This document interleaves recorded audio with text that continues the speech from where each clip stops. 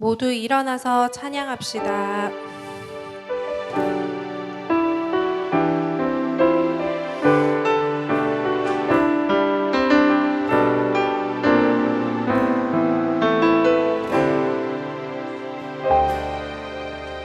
아버지 사랑 내가 노래해,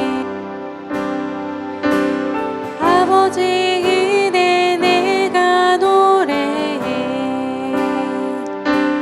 그 사랑 변함없으신, 거짓 없으신 성실하신 그 사랑,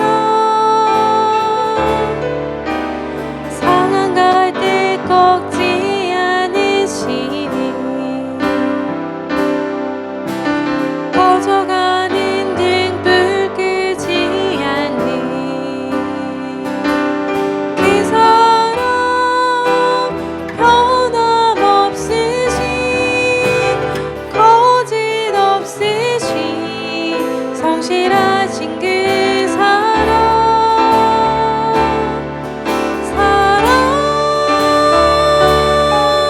그 사랑,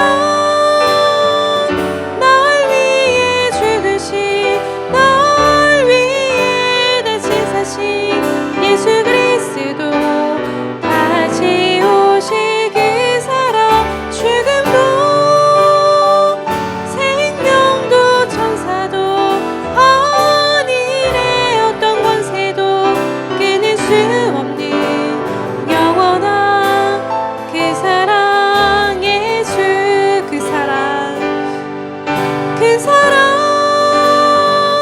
날 위해 죽으신, 날 위해 다시 사신 예수 그리스도, 다시 오실 그 사랑, 죽음도 생명도 천사도 하늘의 어떤 권세도 끊을 수 없는 영원한 그 사랑, 예수.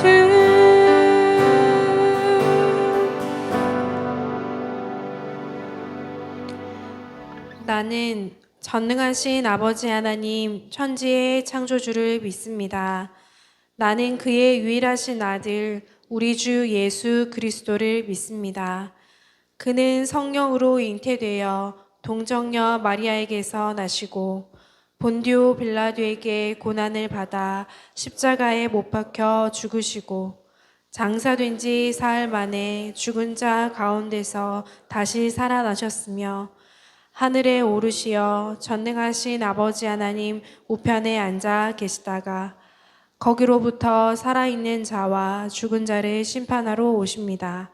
나는 성령을 믿으며 거룩한 공교회와 성도의 교제와 죄를 용서받는 것과 몸의 부활과 영생을 믿습니다. 아멘.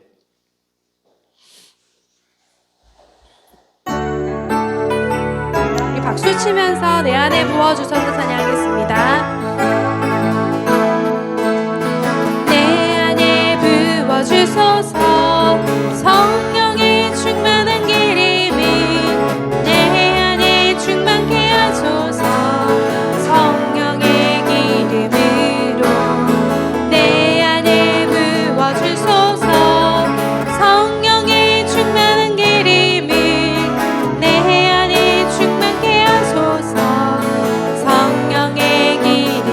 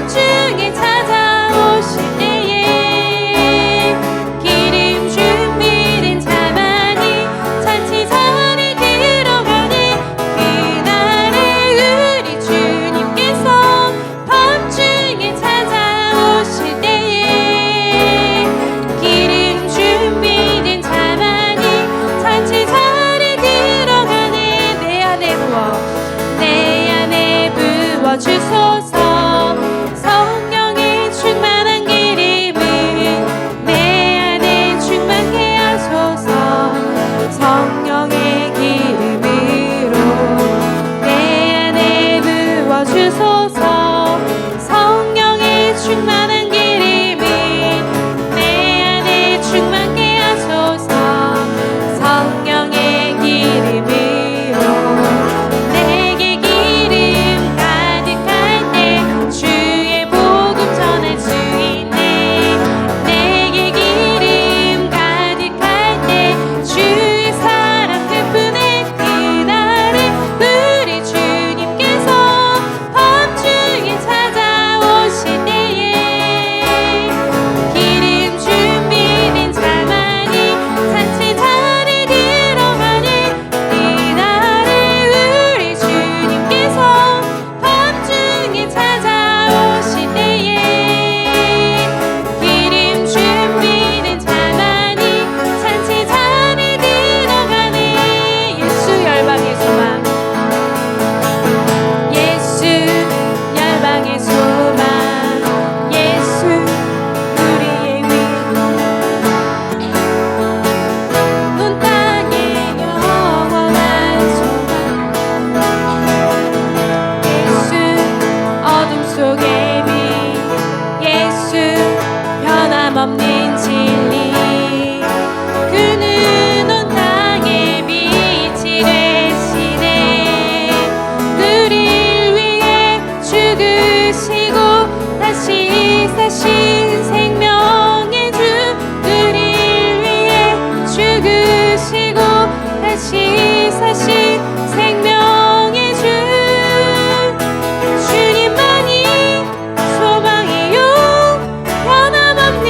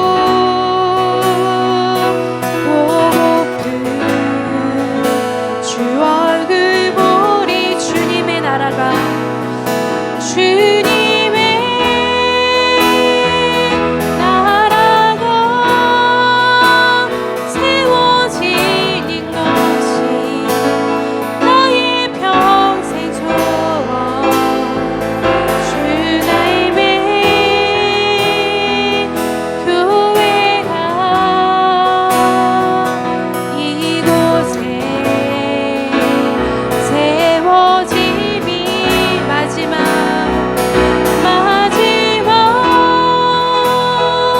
호흡이 끝이 날 때까지 나는 나아가리. 그날에 보고픈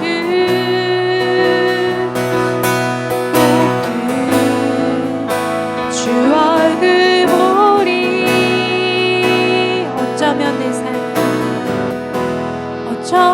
내 삶을 전혀 돌볼 수 없을지 모르겠지만 나를 보내시고 이 땅에 내 생명 묻으소서.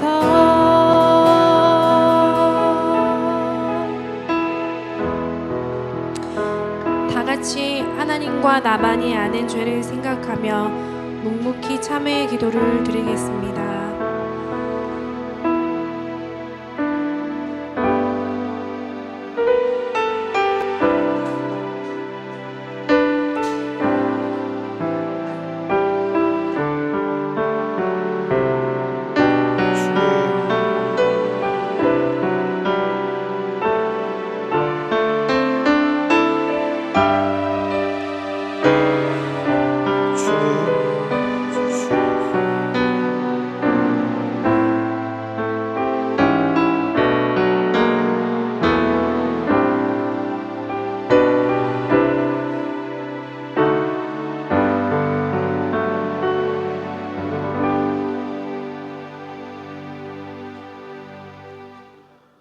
사랑은 여기 있으니 우리가 하나님을 사랑한 것이 아니요 하나님이 우리를 사랑하사 우리 죄를 속하기 위하여 화목제물로 그 아들을 보내셨음이라. 아멘. 살아계셔서 오늘도 역사하시고 우리를 인도하시는 우리 아버지 하나님, 생명이 솟아나는 이 봄의 계절을 주신 은혜 감사합니다. 거리마다 꽃이 피어 있고 생명이 솟아나는 것처럼 우리 안에도 복음이 날마다 솟아나게 하여 주시고 예수 그리스도로 말미암아 영생의 소망이 날마다 우리의 삶 가운데 움트게 하여 주시옵소서. 그리하여서 우리도 만나는 사람들에게 예수 생명을 전하는 귀한 전도자가 되게 하여 주시고, 때로는 우리의 삶을 돌보지 못한다 할지라도 오직 예수 그리스도의 복음을 위해 내 생명의 마지막 한 방울까지 부어드리는 그러한 귀한 성도들이 다 되게 도와 주시옵소서. 사랑이 무한하신 아버지 하나님, 우리의 한 주간의 죄를 돌아봅니다. 우리를 용서하시고 깨끗게 하시고 날마다 새 힘을 주시어서 약하고 음란하고 이 죄악이 가득한 세상 가운데 구별되이 살게 하여 주시고, 때로는 어그러지고 무너질지라도 예수 그리스도 십자가 붙들고 다시 일어나는 귀한 성도들 되게 도와 주시옵소서. 사랑하는 교우들의 가정과 그 직장과 일터와 사업장 위에 복이 넘치게 하여 주시고, 어디에 있든지 무엇을 하든지 하나님 주시는 지혜로 지혜롭게 하여 주시어서 함께 일하는 사람들에게 칭찬받고 일터에서 인정받는 귀한 성도들 다 되게 도와 주시옵소서. 믿음 안에서 살게 하여 주시고 믿음 안에 살아갈 때에 예수 향기가 나타나는 귀한 성도들 되게 도와 주시옵소서. 사랑하는 우리 자녀들 위하여서 기도합니다. 어디에 있든지 무엇을 하든지 예수 믿는 사람답게 하나님의 자녀답게 그 말이나 행동에 파수꾼을 세워주시어서 믿음의 본이 되는 귀한 아이들 될 수 있도록 은혜 내려 주시옵소서. 성도의 가정에 물질의 어려움 당하지 않게 하여 주시고 건강에 어려움 없도록 도와주시고 일용할 양식이 끊이지 않게 하여 주시고 날마다 하나님 주시는 새 힘으로 건강하게 일어날 수 있도록 은혜를 덧입혀 주시옵소서. 하나님께서 오늘 이 시간까지 우리의 삶을 인도하셨던 것처럼 우리의 남은 날도 인도하여 주시옵소서. 오늘 우리의 온 마음을 다하여서 하나님 앞에 나옵니다. 우리가 전심을 드려 예배할 때에 우리의 심령과 관절과 골수를 찔러 쪼개기에 부족함이 없는 하나님의 살아계신 말씀이 이 강단을 통하여 선포되게 하여 주시고 그 말씀 앞에 우리는 아멘하며 하나님의 은혜를 풍성히 받아 누릴 수 있도록 은혜 내려 주시옵소서. 간절히 바라옵고 우리 주 예수님의 이름으로 기도드리옵나이다. 아멘.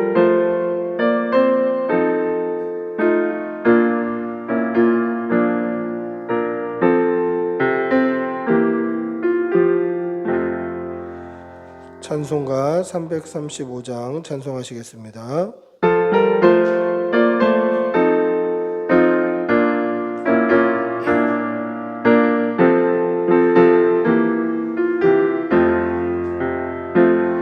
크고 놀라운 평화가 내게 있네. 이 세상에는 없는 평화. 나의 영혼과 몸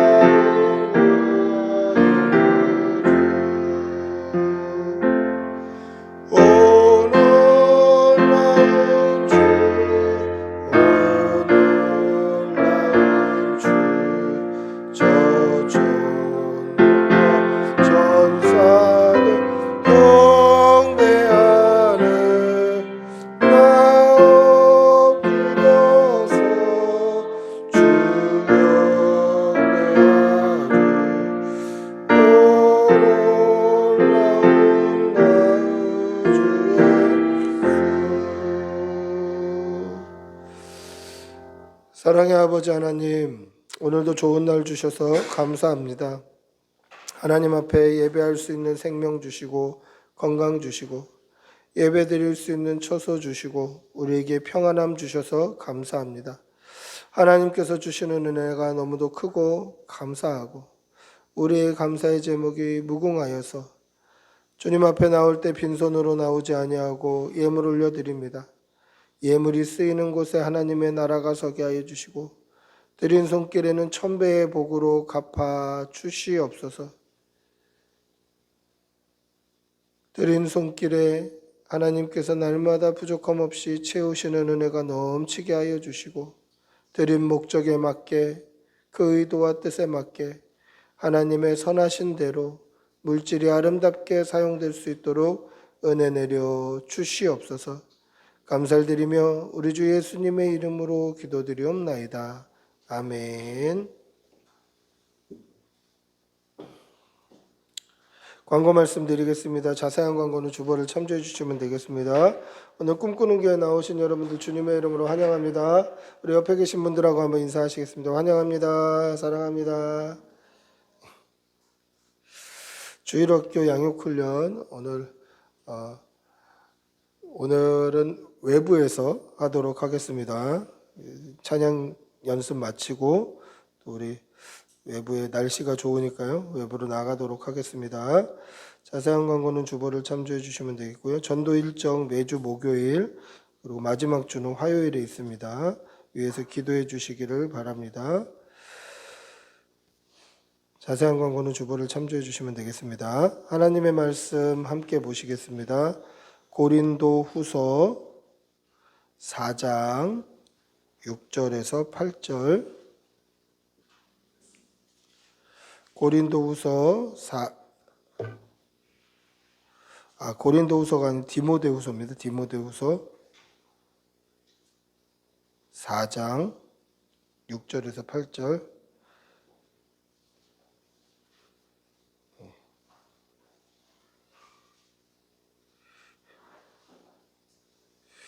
디모데후서 4장 6절에서 8절입니다.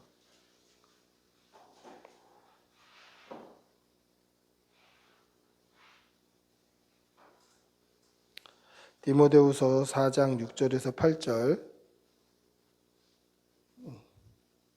성경은 바로 되어 있습니다. 같이 읽어보겠습니다. 우리 한 목소리로 천천히 함께 읽습니다. 전제와 같이 내가 벌써 부어지고 나의 떠날 시각이 가까웠도다. 나는 선한 싸움을 싸우고 나의 달려갈 길을 마치고 믿음을 지켰으니 이제 후로는 나를 위하여 의의 면류관이 예비되었으므로 주 곧 의로우신 재판장이 그날에 내게 주실 것이며 내게만 아니라 주의 나타나심을 사모하는 모든 자에게도니라. 아멘. 할렐루야. 어떤 스승이 제자들과 함께 있을 때에 제자들이 이제 바구니에다가 들어있는 이쁜 꽃들을 꺾어서 꽂고 있었습니다. 그때 스승님이 그렇게 물어봅니다. 꽃이 가득 담겨있는 꽃바구니를 보고 그게 무슨 바구니냐 이렇게 물어보시는 거예요. 제자들은 당연히 꽃바구니인데 스승님이 무슨 바구니냐고 물어보니 당연한 걸 왜 물어보실까 하는 의아한 마음으로 꽃바구니입니다. 그렇게 대답했습니다. 근데 갑자기 이 스승님이 그 안에 있는 꽃들을 전부 드러내는 거예요. 그리고 거기에 생선을 집어넣는 거예요. 그러면서 다시 물어봅니다. 이제 이게 무슨 바구니냐? 그랬더니 제자들이 생선 바구니입니다. 그렇게 얘기하는 거예요. 그때 스승님이 뭐라고 제자들에게 가르쳤냐면 맞다.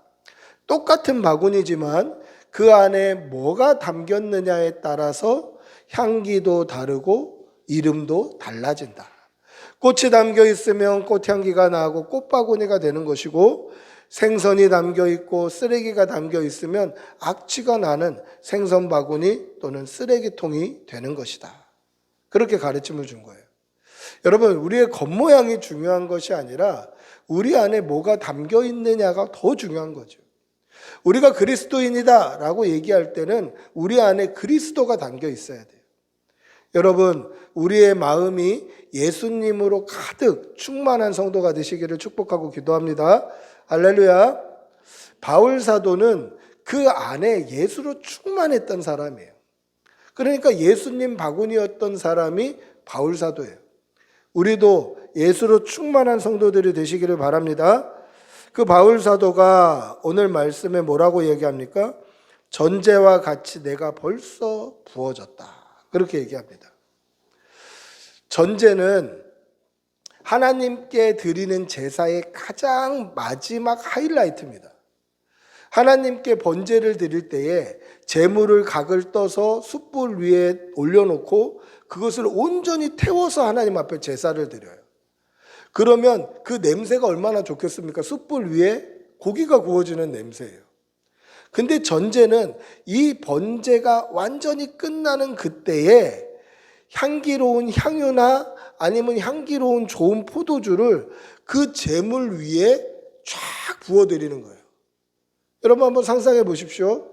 고기가 타고 숯이 이제 까맣게 다 타고 있습니다. 근데 그 위에 액체를 쏟으면 어떻게 됩니까? 흰 연기와 그 향과 이런 것이 코를 찌르는 거예요. 거기에 향기로운 기름이나 아니면 향기로운 포도주를 부으면 흰 연기와 그 향이 쫙 하나님 앞에 올라가는 거죠. 그걸 하나님께서 흠향하시는 거예요. 그러니까 향기를 음미하신다라는 거죠. 이게 전제예요. 그러니까 전제는 제사 마지막에 남아있는 모든 기름과 포도주를 한 방울까지 다 하나님 앞에 부어드리는 게 바로 전제다라는 거예요. 제사가 끝났다라는 거예요. 이제 제사는 끝났다. 이것이 전제예요. 바울 사도는 자신이 이제 죽을 날이 다가왔다는 것을 알고 있었어요. 그래서 뭐라고 이야기합니까? 내가 전제와 같이 벌써 부어지고 나의 떠날 시각이 가까이 왔도다. 죽을 날이 가까이 온 거예요. 그런데 죽을 날이 가까이 왔는데 이 제사의 마지막 전제와 같이 자기의 생명의 에너지는 이미 예수님 앞에 다 쏟아졌다라는 거예요. 이미 다 부었다. 이미 다 소진되었다라는 것이에요. 여러분, 바울 사도의 마지막이 가까웠을 때 나는 마지막 한 방울까지도 하나님 앞에 이미 다 부어드렸다라고 하는 고백, 이 고백이 얼마나 크고 아름다운 고백인지 여러분들의 마음에 새기시는 이 시간이 되시기를 바랍니다. 여러분, 은퇴 때가 되면 여러분들은 어떤 노후를 사시고 싶으세요? 지금 우리가 30대, 40대 또 젊은 우리 학생들이 바쁜 시기를 지내잖아요. 제가 중고등부 사역을 가서 이제 수련회 같은 데 가면 아이들한테 그렇게 얘기를 해요. 너희들 지금 진짜 힘들지? 그렇게 물어봐요. 그럼 막 힘들다고 그래요. 내가 장담하건대 나중에 대학 가면 더 힘들 테고 대학원 가면 더 힘들 테고 졸업하고 직장 가면 더 힘들 거야. 결혼하면 더 힘들고 자녀를 낳으면 더 힘들 거야. 그렇게 얘기합니다.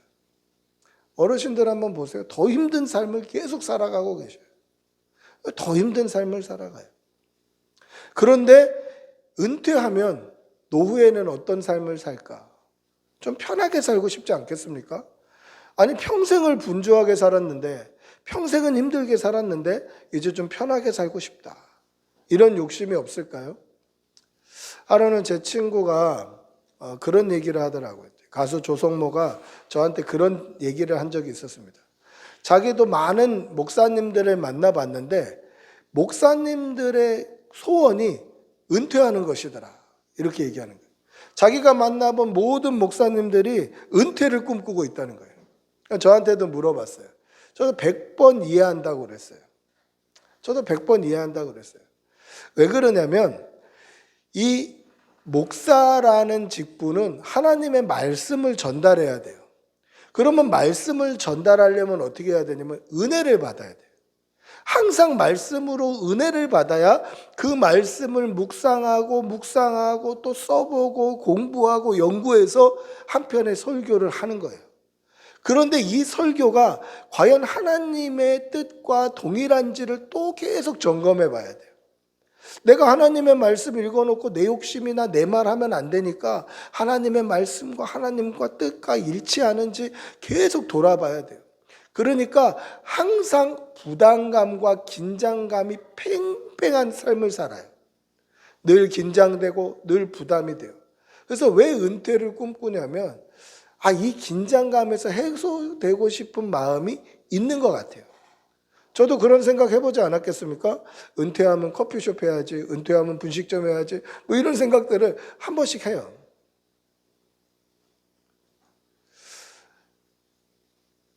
이 사역은 사명이 없이는 불가능하다는 거죠.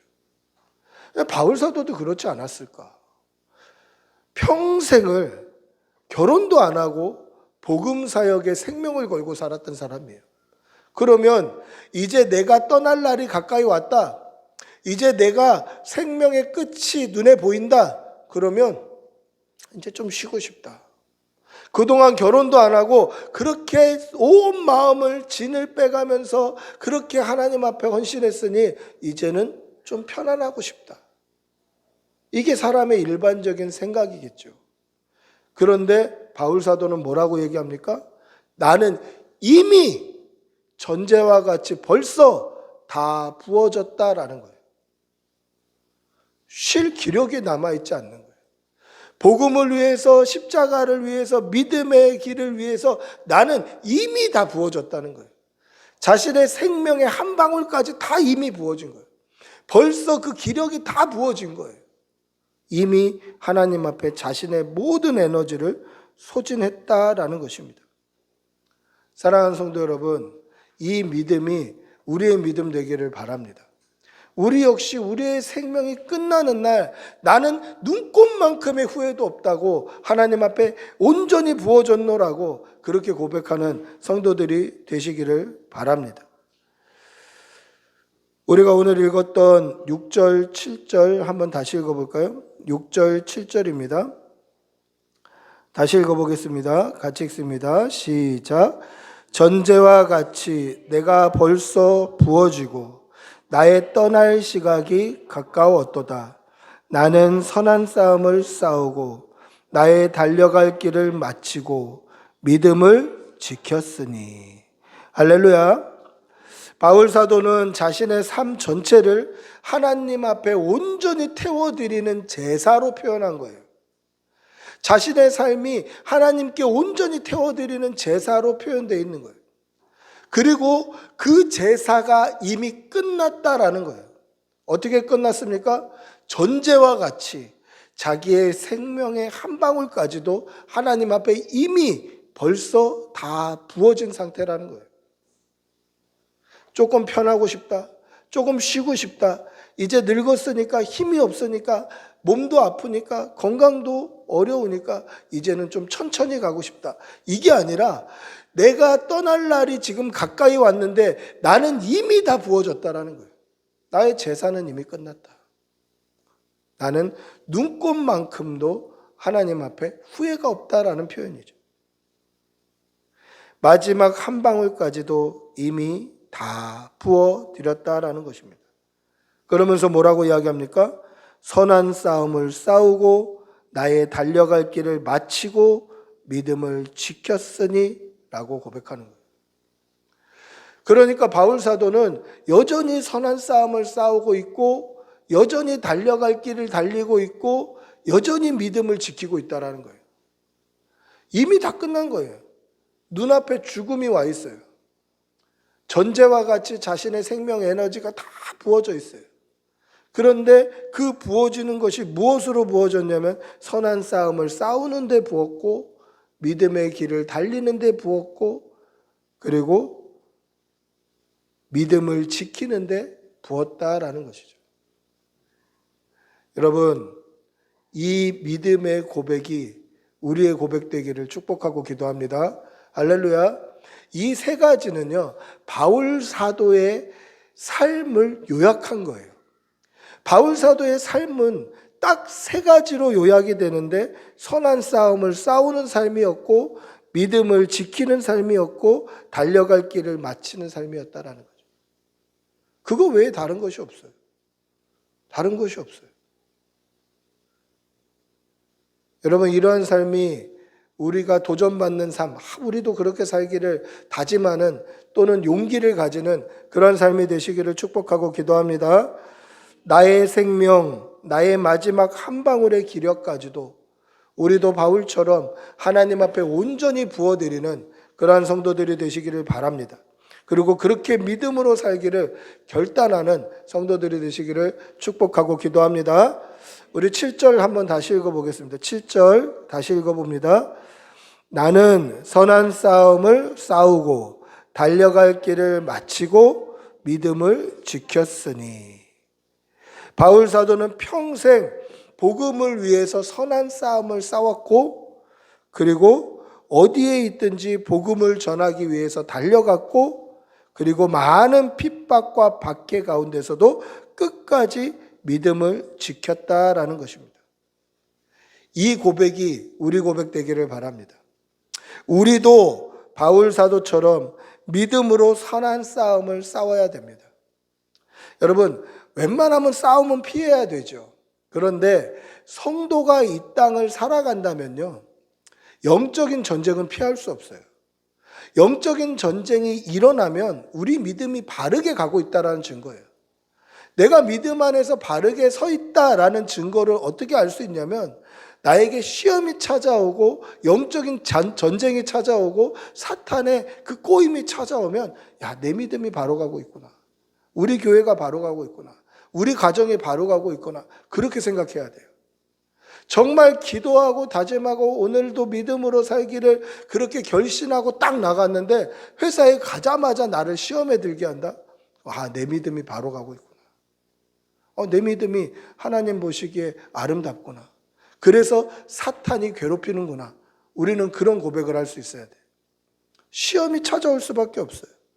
선한 싸움을 싸울 수밖에 없어요. 그러면 어떻게 해야 됩니까? 이 싸움을 피해야 되나요? 피하는 게 상책이니까. 뭐 똥이 더러워서 피하지 무서워서 피하냐? 이렇게 자기 승리해야 됩니까? 그렇지 않아요. 이 싸움을 어떻게 싸워야 되냐면 싸울 수 있는 무기를 들고 싸워야 되는 거예요. 그 무기가 뭡니까? 하나님의 말씀이에요. 말씀 붙잡고 믿음으로 사는 것이 그 싸움을 이기는 거예요. 누군가 나에게 공격할 때, 사단이 공격할 때 다른 거 다 필요 없어요. 내 힘과 내 의지와 내 용기, 그게 아니라 말씀만 딱 붙들고 있으면 그 말씀이 이기게 하심을 믿으시기 바랍니다. 시험이 찾아올 때 말씀이 깨닫게 하시고 말씀이 은혜 주시고 말씀이 또 일으켜 세우신다라는 거예요. 그게 우리의 힘이 됨을 믿으시는 성도들이 되시기를 바랍니다. 할렐루야. 우리도 바울 사도처럼 믿음의 길을 달려야 됩니다. 여러분, 믿음의 길을 달릴 때 제일 중요한 게 뭘까요? 그건 속도가 아니라 방향이에요. 제가 말씀을 준비하면서 예전에 문득 기억났던 그런 뉴스를 한번 검색을 해봤는데요. 실제로 내 기억이 맞나 틀리나 과거에 이런 일이 있었는데 하고 검색을 해봤더니 우리나라에서 2011년에 경주 국제 마라톤 대회가 있었어요. 동아일보에서 개최한 국제 마라톤 대회가 있었는데 그 국제 마라톤 대회 거의 후반부에 국제적으로 망신스러운 사건이 벌어집니다. 그 사건이 뭐였냐면 42.195km를 달리는 마라톤 대회에 40km 구간, 그럼 2.195km만 달리면 이제 결승전이에요. 거의 다 온 거예요. 그때 1등, 2등, 3등, 4등이 그 마라톤 코스를 이탈하는 초유의 사태가 벌어집니다. 왜 그랬냐면 거기에 지키고 있어야 될 진행요원이 마라톤 대회가 시간이 오래 가니까 잠깐 자리를 비운 거예요. 근데 이 사람이 비운 사이에 코스를 안내해야 되는데 비운 사이에 1등, 2등, 3등, 4등이 지나가 버린 거예요. 그리고 다시 부랴부랴 와서 5등부터 코스를 제대로 안내한 거예요. 그러니까 1등이 뛰니까 2등도 따라 뛰고 3등도 따라 뛰고 4등도 따라 뛴 거예요. 그래서 1등이 뛰다 보면 마라톤 대회는 어떻게 되냐면 마라톤 대회는 길을 다 봉쇄하지 않습니까? 그 코스는 국제 마라톤 대회예요. 세계적인 마라톤 대회예요. 길을 다 봉쇄하고 차를 안 다니게 하는데 1등, 2등, 3등이 뛰다 보니까 차가 지나다니는 찻길로 가게 된 거예요. 자기들도 이상했죠. 야, 이거 왜 마라톤 코스에 차가 다니지? 그래서 위험해서 다시 그들이 돌아와서 본래 코스로 들어왔는데 이미 위험한 코스로 나갔다 들어왔기 때문에 코스 이탈로 1, 2, 3, 4등이 탈락이 돼버린 거예요. 이게 굉장히 그 당시에는 나라 망신이라는 뉴스로 이슈가 됐던 거예요. 그럼 중요한 게 뭡니까? 속도인가요? 방향이다라는 거죠. 1등, 2등, 3등, 4등 그 속도가 뭐가 중요합니까? 95% 40km를 1등, 2등, 3등, 4등으로 달렸으나 마지막 5% 남겨놓고 코스를 이탈하니까 박탈이 되는 거예요. 얼마나 억울하겠습니까? 그런데 그게 법칙이다라는 거예요. 여러분, 우리가 달려갈 때에 중요한 게 뭘까요? 스피드입니까? 그렇지 않아요. 우리가 달려갈 때 가장 중요한 것은 방향이에요, 방향. 교회가 달려갈 때, 성도가 달려갈 때, 믿음으로 달려갈 때 1등 하는 게 중요한가요? 그렇지 않아요. 하나님께 우리의 중심이 맞추어져 있는가가 중요한 거예요. 예수 그리스도 십자가 복음으로 우리의 포커스, 우리의 삶의 태도, 우리의 우선순위가 맞춰져 있나? 이게 중요한 거예요. 중요한 것은 핸들이 예수님의 십자가로 고정이 되어 있나? 우리의 내비게이션이 예수님의 십자가로 고정이 되어 있나? 이게 중요하더라는 거예요. 여러분, 우리의 삶을 돌아보시기를 바랍니다. 세상은, 회사는, 사업체는 우리가 있는 무슨 학교나 삶의 모든 부분에는 다 스피드나 성과를 중요하게 생각해요. 빨리 해야 된다. 속도를 내야 된다. 그런 걸 중요하게 생각해요. 그러나 교회는 속도보다 우리의 중심이 하나님께 맞춰져 있는 거예요. 우리의 삶에 그 집중해야 될 부분이 우리의 비전이 우리의 꿈이 우리의 뜻이 하나님과 일치하는가? 그것이 더 중요하다라는 것입니다. 사랑하는 성도 여러분, 우리의 생명이 다하는 날까지 예수님의 십자가를 향해 하나님 나라를 향해 달려가시는 성도들이 되시기를 바랍니다. 할렐루야. 또한 우리가 배워야 될 것은 무엇입니까? 끝까지 믿음을 지켜야 된다라는 것입니다. 바울 사도는 성경의 어떤 인물보다 핍박을 당했던 삶을 살았던 인물입니다. 예수님이 십자가 지시는 고난과 비교해도 결코 뒤지지 않을 만큼의 고난을 당했던 사람이 바울 사도예요.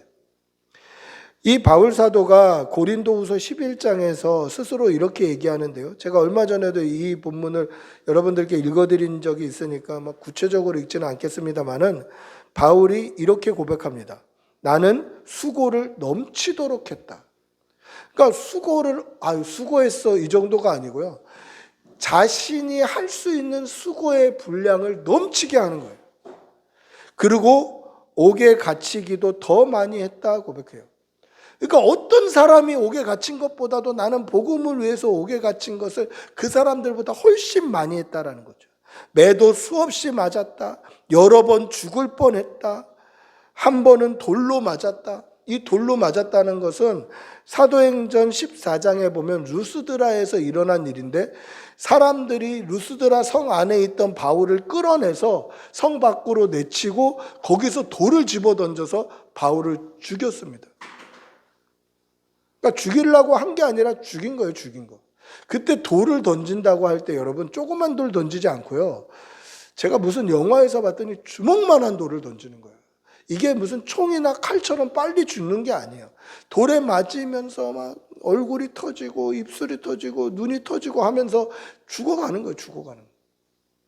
그래서 사람들이 돌을 집어던져서 바울이 죽은 것을 보고 죽었는 줄 알고 성 안으로 다시 들어가는 거예요.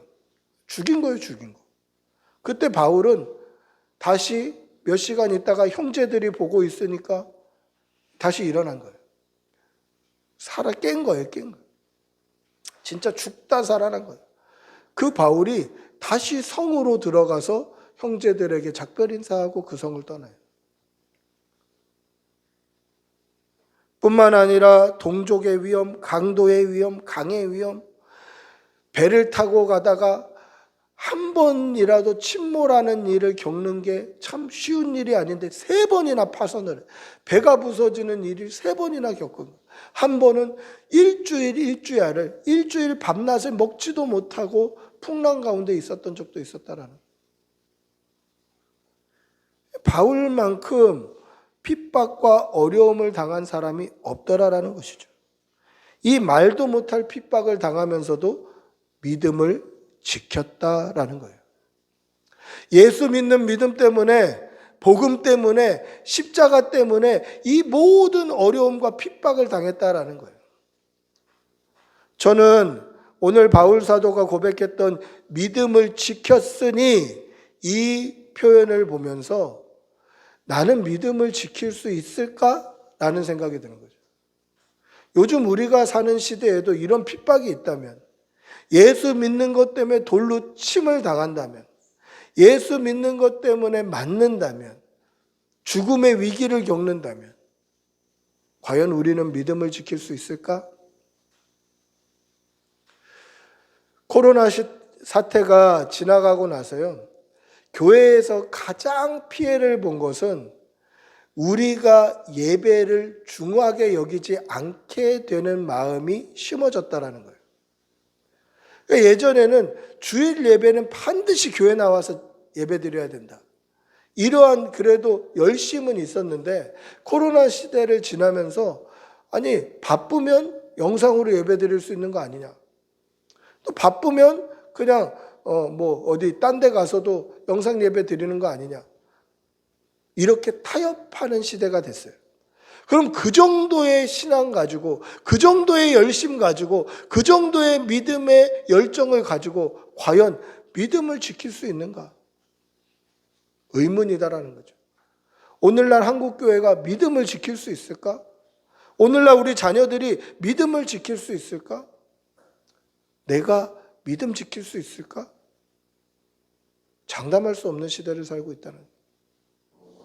오히려 더 핍박하고 궁핍하고 어렵고 힘든 시대 가운데 있었다면 그래도 믿음 붙들고 말씀 붙들고 더 간절했을지도 모르지만 너무 편한 시대를 살고 있는 거예요. 교회 가지 않아도 돼요. 설교가 마음에 안 들면 설교 잘하는 목사님 설교 들으면 되는 시대에 살고 있어요. 이런 시대 가운데 우리가 핍박이 왔을 때 믿음 지킬 수 있을까? 여러분, 우리의 믿음을 돌아보시기를 바랍니다. 나는 진짜 믿음 지킬 수 있을까? 왜 바울 사도가 마지막까지 이렇게 믿음으로 살았던 것일까요? 나는 이미 전제와 같이 벌써 다 부어져 있습니다. 그리고 내 눈앞에는 마지막 때가 가까이 왔습니다.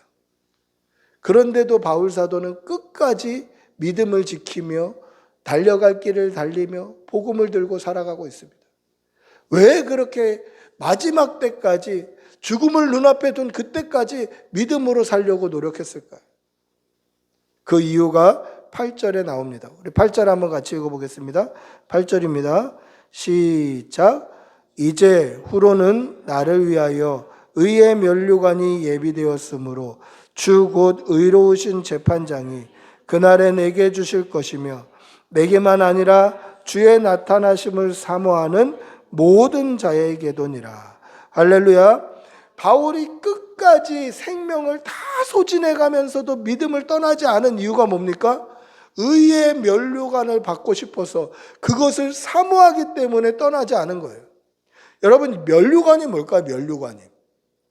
바울이 살았던 시대의 면류관은요, 승자가 받는 금메달 같은 거예요. 승자가 받는 금메달이 면류관이에요. 그럼 상상해 보십시오. 우리가 무슨 대회를 나갔어요. 아까 말씀드린 대로 마라톤 대회를 나갔다고 상상해 봅시다. 우리가 1등을 했어요. 그럼 내가 승자예요. 그럼 제가 받을 금메달은 누가 줄까요? 누가 주는 게 맞죠? 심판이 주는 게 맞아요.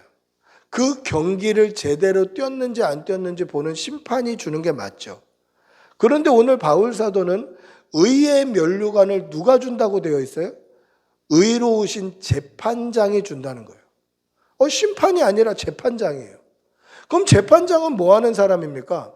재판장은 죄가 있냐 없냐를 가리는 사람이에요. 아니 지금 믿음의 선한 싸움을 다 싸우고 믿음을 지켰고 달려갈 길을 다 마쳤어요. 그러면 이 믿음의 경주를 끝낸 거예요. 그럼 나에게 면류관을 주는 사람이 심판장이 줘야 될 텐데 의로운 재판관이 주는 거예요. 나의 죄가 있냐 없냐 죄의 유무를 따지는 재판관이 주는 거예요. 근데 그 재판관이 어떤 재판관입니까? 의의 재판관이에요. 의의 재판관이 죄가 있으면 주지 않을 의의 면류관을 언제 줍니까? 그 날에 주는 거예요. 그 날이 언제이죠? 지금 바울의 눈앞에 있는 마지막 때에 주는 거예요. 여러분, 우리에게도 이 믿음이 있기를 바랍니다. 우리도 언젠가는 우리의 생명이 끝나는 마지막 때가 올 거예요. 그게 그 날이에요. 그날에 우리가 만날 분이 누구입니까? 의로운 재판관 하나님을 만나게 되는 거예요. 의로운 재판관 하나님이 우리를 보시면 우리의 죄의 유무를 판단하실 거예요. 그런데 우리가 죄가 없는 의로운 하나님의 자녀, 의로운 백성이 되려면 어떻게 해야 됩니까? 예수 그리스도께서 우리의 모든 죄와 허물을 십자가의 보혈로 씻어주셔야 돼요. 그래야 내가 의의 면류관을 얻게 되는 거예요. 근데 이 의의 면류관은 세상의 면류관과 달라요. 세상의 면류관, 금메달은 1등 한 사람에게 주어지지만 이 의의 면류관은 바울뿐 아니라 주의 나타나심을 사모하는 모든 사람에게 주어지는 거예요.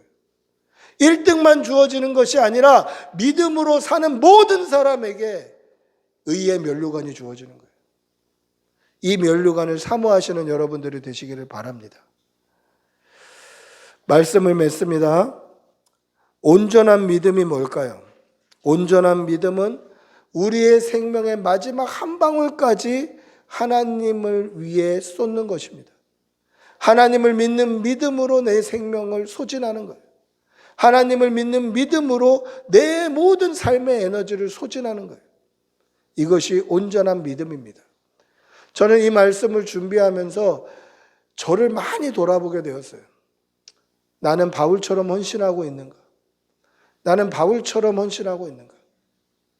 나는 바울처럼 삶의 에너지를 한 방울까지 쏟아붓고 있는가? 비교하면 비교가 불가할 정도로 부끄럽지만 우리의 남은 날 동안 조금씩이라도 우리의 생명을 하나님께 쏟아드리는 그러한 성도들이 되시기를 축복하고 기도합니다. 그래서 마지막 주님 앞에 섰을 그때에 바울하고 똑같이 우리의 삶의 순간순간에는 비록 보잘것없이 부어졌지만 내가 벌써 다 부어졌노라고 고백하는 그러한 믿음의 성도들이 되시기를 축복하고 기도합니다. 우리 한번 같이 기도하겠습니다. 같이 기도할 때에 하나님, 우리의 삶에 우리의 생명 마지막 한 방울까지 하나님 앞에 쏟아드리는 그러한 믿음의 성도가 되게 해달라고 우리 한번 주님의 이름 크게 부르고 같이 기도하겠습니다. 주님, 인도하여 주시옵소서. 우리의 삶의 마지막 한 방울까지 하나님 앞에 온전히 쏟아드리기를 사모합니다. 주님, 도와주시옵소서. 믿음 주시옵소서. 우리에게 은혜 내려주시옵소서. 하나님, 바울 사도와 같이 우리의 마음에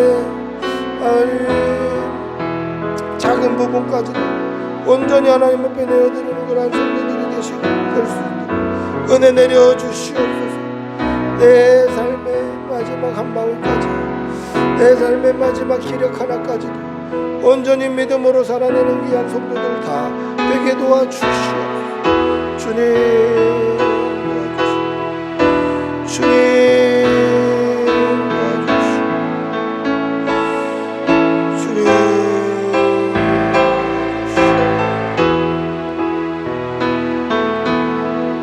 아버지 도와주시옵소서.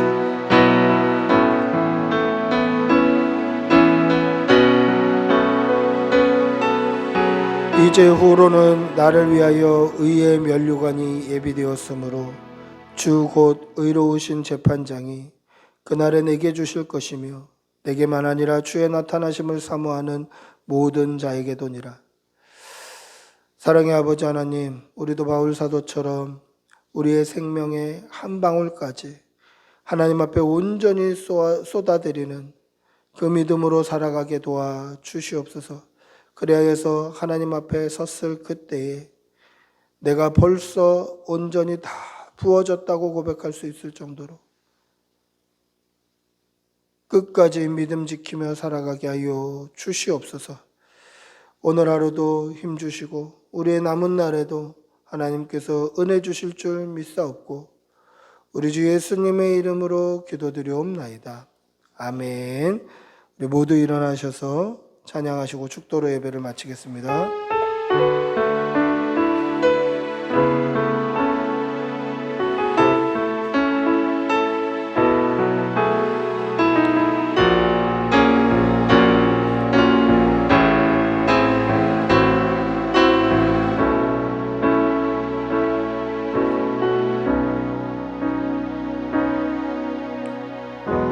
아픔 많은 세상에 주의 복음 들고 부르시 따라갑니다. 슬픔과 고통이 가득한 이 땅에 눈물을 닦아주려 어쩌면 내 삶은 전혀 볼 수 없을지 모르겠지만 나를 보내시고 무너진 그 땅에 내 생명 묻으소서. 주님의 나라가 세워지는 것이 나의 삶소서. 주님이 교회가 이곳에 세워지니 마지막 호흡이 끝이 날 때까지 나는 나가리. 그날에 그토록 보고픈 주 얼굴 보리. 어쩌면 내 삶은 전혀 돌볼 수 없을지 모르겠지만 나를 보내시고 무너진 그 땅에 내 생명 묻으소서.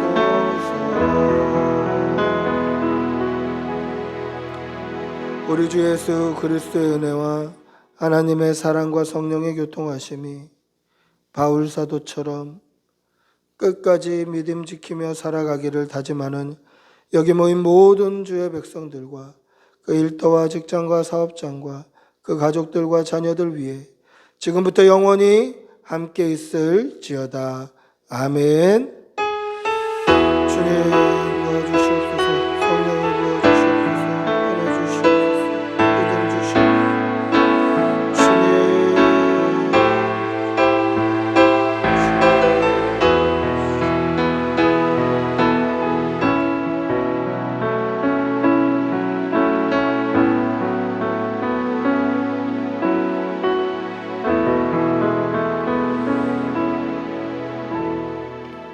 아멘. 예배를 마쳤습니다.